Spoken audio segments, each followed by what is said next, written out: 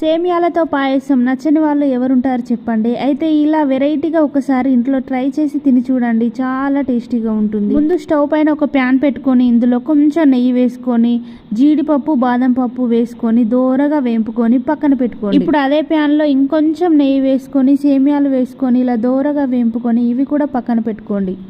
ఇప్పుడు పాలను బాగా మరిగించుకొని మరుగుతున్న పాలల్లో వేంపి పక్కన పెట్టిన సేమియా మొత్తం వేసి ఇలా కలుపుకోండి. ఇందులోనే ఒక కప్పు షుగర్ వేసుకోండి. ఇందులోనే ఒక 5 బాదం ఇలా దంచి పొడి చేసుకొని వేసుకోండి. దీంతో సేమియా చాలా టేస్టీగా ఉంటుంది. ఇందులోనే ఒక 5 యాలకులు పొడి చేసుకొని వేసుకోండి. ఇందులోనే వేయించి పక్కన పెట్టిన బాదం జీడిపప్పు వేసుకోండి. ఒకసారి బాగా కలుపుకొని ఇందులోనే వాటర్ మిలన్ సీడ్స్ వేసుకోండి. వీటితో సేమియా పాయసం చాలా టేస్ట్ ఉంటుంది. ఇంతే అండి, చాలా సింపుల్. వేడి సేమియా పాయసం రెడీ.